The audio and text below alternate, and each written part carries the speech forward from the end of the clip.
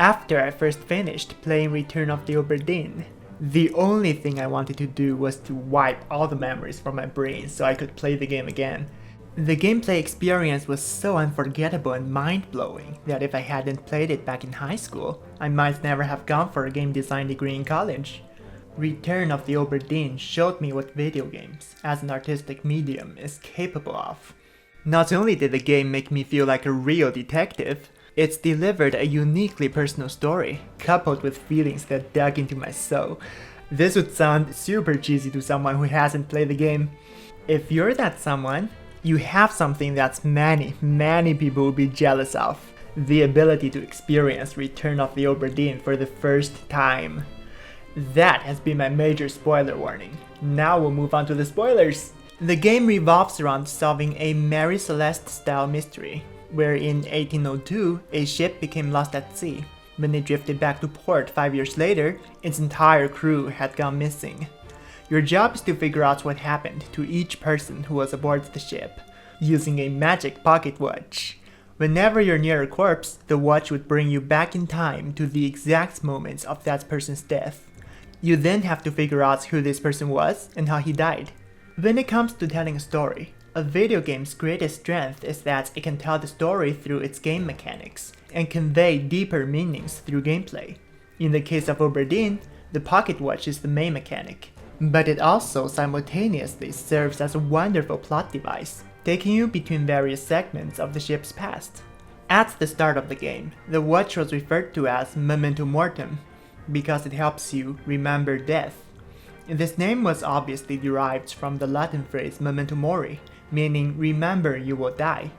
Bear with me for a bit while I nerd out about philosophy, because the watch's name reveals this game's underlying ideology. The Catholic Church used Memento Mori to convey the idea that life is brief, and death is the inevitable fate that awaits us all. The Stoic Epictetus, epic name by the way, had said that while you are delighted with the company of a friend, remind yourself of the possibility that tomorrow you will go away, or I will, and never shall we see one another again. Needless to say, Memento Mori gives us a larger perspective on life and calls us to focus on things that truly matter. And not a single piece of media in human history has conveyed this idea more effectively than Return of the Obra Dinn. That was a very bold claim I just made, but I'm gonna spend the rest of this video convincing you of it. Remember how I mentioned earlier that the magic pocket watch is this game's narrative device? What Memento Mortem does is that it gets you to experience the story backwards. Think about it. Before using the magic watch to access someone's memory, you first have to find that person's corpse. So you're starting each story segment by first witnessing the aftermath of what already taken place. To continue the train of thoughts, whenever someone died, a good ship like the Obra Dinn would hopefully have enough hygiene standards to dispose of the body. This means that 5 years later, when you've boarded this abandoned ship, the only corpses you'll find lying around are of those who died last, at which point no one else was around to toss them overboard. Hence, the very first chapter you access at the beginning literally reads, "The End." So, if the earlier casualties are no longer on board, how will you retrieve this ship's entire history? Well, going back to this latest moment of demise, you might find another corpse nearby before it had been moved. So this is an Inception scenario where you can have death scenes within death scenes. If you use the watch on this new corpse you found, you go back earlier in time to when this man expired. From here, you might find yet another corpse to continue even further. Now let's be honest, if a novel had its chapters printed out of order so that the narrative just arbitrarily jumps between different points on the timeline, it feels super contrived. Here, however, the mechanic of viewing past deaths very organically facilitates how events unfold in reverse. Due to the rules surrounding the pocket watch, Obra Dinn's story flowed naturally, and really couldn't have been told any other way. Understandably, all this gets confusing, so the developer Lucas Pope implemented a book that catalogs each memory you uncover, sorted in chronological order. Now players can effortlessly grasp the chain of events. Continuing the book analogy, this game's narrative structure is akin to reading a novel's ending first. There are loads of advantages to that, Take the steward's death sequence as an example. The steward had been hurt. You see the trail of blood. He got to this hidden walkway away from all the action, but a stray bullet came through the wall and finished him off. Some Final Destination scenario. So, this scene puts a lot of questions into your head. What's injured the steward initially? How did he get here? What's going on outside? When all you see is the final outcome, the events leading up to this point become mysteries you are eager to find out about. Looking out of this viewport, what the heck is that? Okay, now we get another partial perspective. And now we see the face of a man who's been pinned against the wall by spikes. Yikes! The anticipation is really building up. Let's enter his memory from earlier. Alright, there's a dead spider crab thingy. Keep going. Here's a glimpse of the monster, obscured by fire. We hear its screech.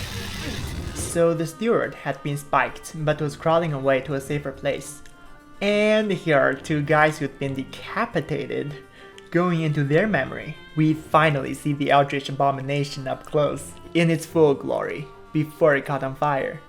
The build-up leading to this review was superb, and it was thanks to the backward storytelling. Another thing you might have noticed from this sequence is that before you are introduced to a new character, you see him die first. With every step you take in progressing the story, you find yet another jolly person from the crew pictures dying right in front of you.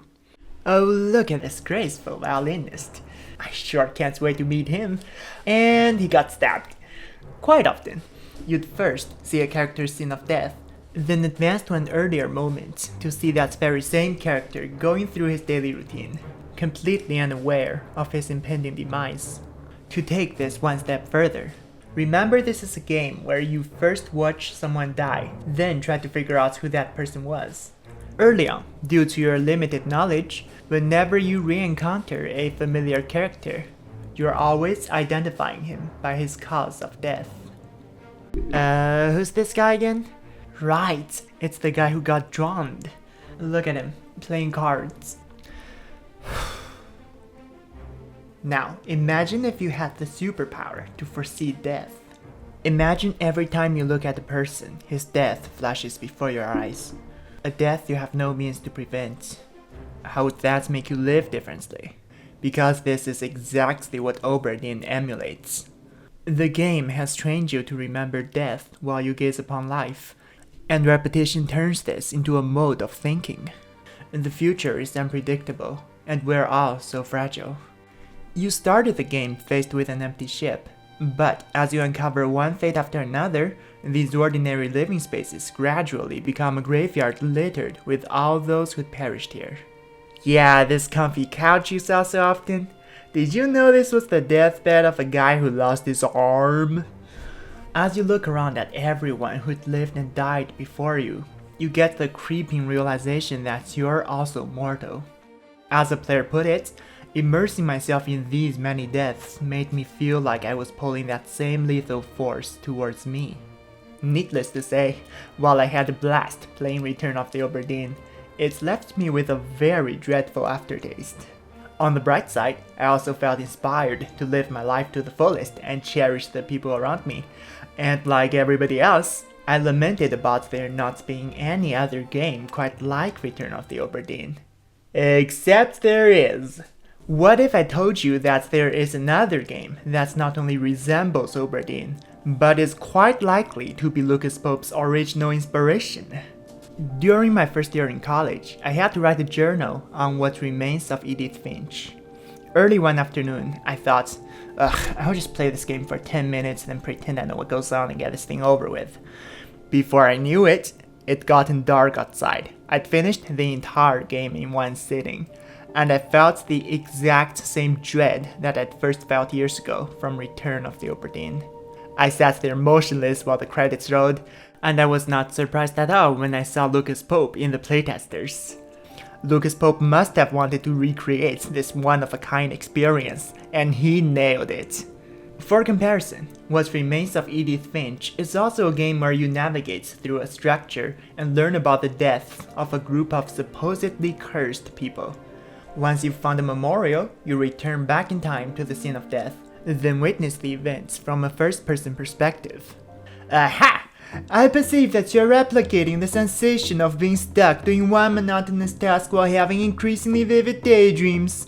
Lewis is gonna get distracted and accidentally cut off his arm. But you cannot trick me. Observe my cautious and masterful fish sliding skills, staying a mile away from that pernicious blade. Oh, he died anyways. We knew beforehand Lewis was already dead. Can't change the past. This is like back on the Obra Dinn, where you might get this urge to warn this fellow that a spike will be shot in his direction seconds later, only to realize that this is only a memory. You've already seen him die. In both Obra Dinn and Edith Finch, the player is viewing past events and therefore feels helpless against death. There is a finality to everything. The Reaper simply strikes again, and again. All this fortifies the game's theme regarding human mortality. But before you punks race to the checkout, you should know that what Remains of Edith Finch is more of an interactive visual novel. There has been debate on whether it should be considered a video game at all. Return of the Obra Dinn, on the other hand, is probably a puzzle game at its core. Its narrative is seamlessly tied with rich gameplay, and it tells its story in a way only a game can. What I just said could have meant that the game lets you make sweeping choices, causing the story to branch out in different directions. However, that is not the case here. Obra Dinn's narrative is really quite linear. The book and screenwriters out there might be saying, "What, you're calling this story linear?" To be clear, I am not referring to the order of Obra Dinn's events, which of course does not follow the chronology. The game's narrative is linear because no matter what actions you take, the explicit story told during each playthrough is the same. The whole point here is that you cannot change the memory's outcomes. Game designers might use cutscenes to take power away from the player, and Obra Dinn is essentially a massive collection of unalterable cutscenes. The only thing that is ever at stake is whether you get another cup of tea at the end. Even though the game's narrative is linear, your gameplay experience is anything but. This is a detective game where progression mostly takes place in the mind of the player. Each player follows different leads, connects different dots, forms different conclusions, and hence experiences the game in drastically different ways. While books and movies have passive viewers, a game offers interactivity. Players actively engage with Obra Dinn's plot. Since your goal is to uncover the fates of the crew members, the gameplay outcome here is directly linked with the narrative outcome, which gets you invested in what happened. Add on a sense of immersion as you physically walk around the game world to make observations, you feel like you're actually living through countless fatal incidents. Even though this is a first-person game, you somewhat see the world from the characters' perspectives during your quest to solve each mystery. Let's go back to the steward. In his desperation to escape from the crab rider, the steward hid himself so well that his body was never found by the ship's crew. No one else there would have even known what became of him.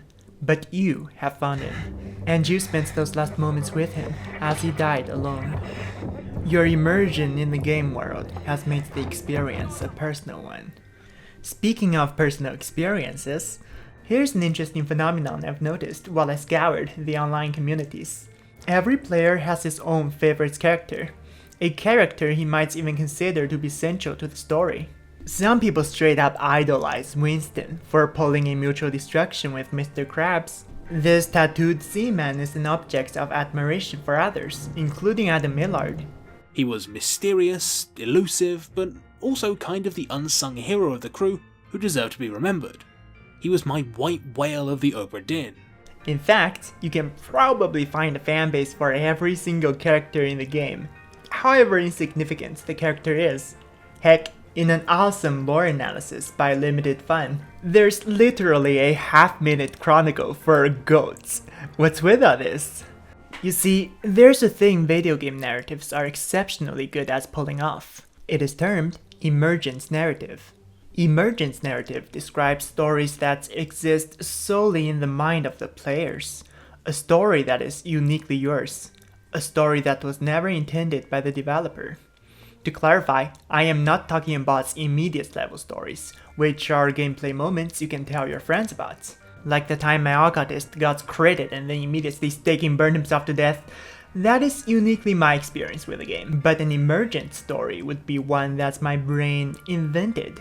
Like how this Reddit user imagines that Mr. Pasquale was a retired sailor that secluded himself after losing his wife, and then finally elected to get outside and travel the world as a musician, and he immediately got stabbed. Wow. Another editor just imagines he smacks people with a violin. So, do players just spontaneously burst into creative frenzies like this? No, I bet whenever the Tantris Lombard refuses to show up. No one's ever imagined it having gone on a vacation in the deserts.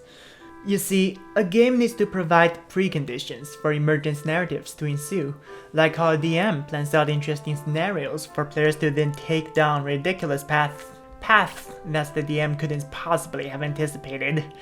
In essence, after the game dev has set up the stage, players become co-authors who continue the writing. You can easily imagine this happening in games with procedurally generated contents, which Obra Dinn has none of. Typically, emergent narratives are resulted from complex game systems interacting with each other, but Obra Dinn is not a systemic game at all. It's made up of just a few basic rules. Coupled with the fact that you make little to no impactful gameplay decisions, you might say that by conventional theory, Obra Dinn should not give rise to much narrative emergence at all. Nonetheless, Return of the Obra Dinn is one of the most emergence-inspiring games I've ever seen. How did the dev pull this off? We can find the answer from an interview last year, where Lucas Pope stated, "I don't clearly define everything in the game. I don't want to explain everything myself. I want to let the player subvert the story in their own mind, or create new developments. I want people to play my games from their own perspective, and have experiences they wouldn't normally feel or think about." So, there has definitely been intentionality from the developer in facilitating emergence, and this was accomplished by leaving blank space in the narrative. Let's enter a memory to demonstrate my point. So, what are you seeing? That's right, a blank screen, followed by a brief exchange of dialogues.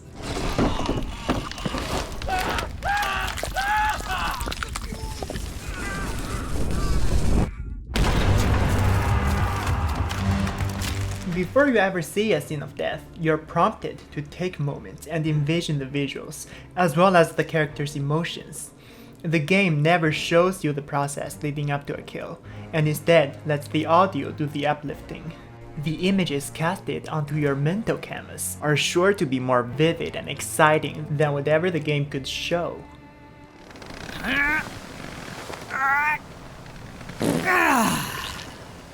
Moving on to the elephant in the room, the game's one-of-a-kind visual style. Aside from its aesthetical charms, the simple 1-bit graphics leaves out a lot of details, so that your mind can fill in the blank. And trust me when I say that your mind does a lot of filling in the blank without you realizing. You know, whenever you remember an epic game you played 20 years ago, a game with such astonishing graphics, after years of searching you've finally gotten your hands on the game again and oh my. Point is, when the visuals lack concrete details, your mind will embellish the heck out of it, ranging from the setting, dramatic imageries, or a character's facial expression.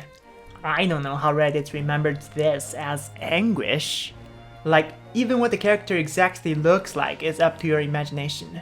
As YouTuber Pixel Whip succinctly put it, playing Obra Dinn is like a halfway point between reading a book and seeing the story visualized on film. Moreover, the still frames themselves contain no animation, and are therefore teeming with ambiguity. The absence of nuanced information leaves the events open-ended.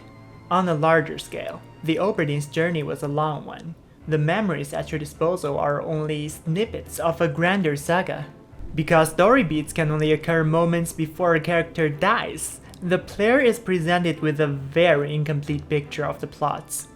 All the gaps between scenes offer players the autonomy to construct their own version of events. This truly exemplifies less is more. So if we're trying to build a house of emergence and the plot of land has been cleared for us, we still need loads of building blocks. In video games, the game environment tends to provide resources for constructing emergent narratives. While books and movies guide the audience through the narrative space, a game usually does not tell you where to look. This agency granted to the player means that any objects in the game world could become an object of focus, an object out of which a story flows. You often see games with embedded narratives, meaning that the props contain clues pointing to the game's lore. In the case of Obra Dinn, because we're trying to solve fates, the game's objective already requires players to pay excessive attention to every minute detail. The gameplay's deductive nature also primes your mind to be speculative. When you spot this lady's wedding ring, you should be pondering how this might reveal her identity. Because of this, you can easily imagine how the line between intended and unintended inferences might blur. How would you know whether you've just uncovered part of the pre-crafted story, or whether your mind is just making up connections? Here's an anecdote of mine. This guy was suffering a debilitating case of leg not there in the present day. His missing leg was found tucked in a corner on the other end of the deck. We see a blood trail leading away across the deck to where the leg ended up. This has to be a clue, right? And guess who was standing closest to that spot and just happened to be the only person at the scene who wasn't occupied? The first mate. Even more incriminating is the fact that in the first mate's quarters, another severed leg has been dangling right outside his window for 7 chapters. What's this guy's deal with legs? The first mate was also AWOL for the entire duration of chapter 7. I have to be onto something here. What does this all mean? It means I was grasping at wild conjectures. There are perfectly normal explanations for the details I noticed, and none of them had anything to do with solving any fates. What this does demonstrate is that Obra Dinn's detective gameplay bolsters its environmental storytelling, which might prompt some seriously fun speculations. While playing this game, you also get into the habit of noting how the characters relate to one another. Many deductions demand you to form a mental map of inter-character relationships. And while doing this, you inevitably assign personalities to characters and imagine their thoughts and feelings. Like, how did those people come to arrange a secret escape together? On many occasions, character developments and even entire story arcs take place solely in the mind of the player. A character I really like is the fourth mate, John Davies. He was a brave man and was very protective towards his young steward, Davy James. As a result, it's easy for people to think that Davy James was John Davies' nephew and somehow got named after his uncle. Like, people literally imagine a tearful farewell as John told Davy to take the last lifeboat and get off of this cursed ship. John chose to stay behind to fulfill his duty as an officer, and as Davy departed to begin a new life, his father figure departed from this life in an attempt to save another kid. How dramatic can you get? And let me remind you that all this came from just a few still images. Now you might wonder, how do people go about coming up with these theories that also fit so well with what's seen in the game world? Well, after you've gathered fragments of information, it would be very difficult for you to fit these puzzle pieces together if Obra Dinn was, say, an adrenaline-pumping action shooter where you fire at kraken tentacles while dodging loose cannons. Instead of that, the game's slow and methodical pacing gives you immense freedom for contemplation. I'm gonna give you a hot take of mine. Tons of players complain about the game not having teleportation or chapter selection, so you have to physically plod from bow to stern, climb those stairs, dig into several layers of memories, while you navigate through a web of events just to revisit that Mr. Mystery again. My hot take is that the tedious walking is a good design decision, and not just for your physique. See, the travel process between viewing memories of interest contributes to the game's pacing. By having frequent downtimes between gameplay beats, the game subtly nudges you to constantly digest everything you've just seen.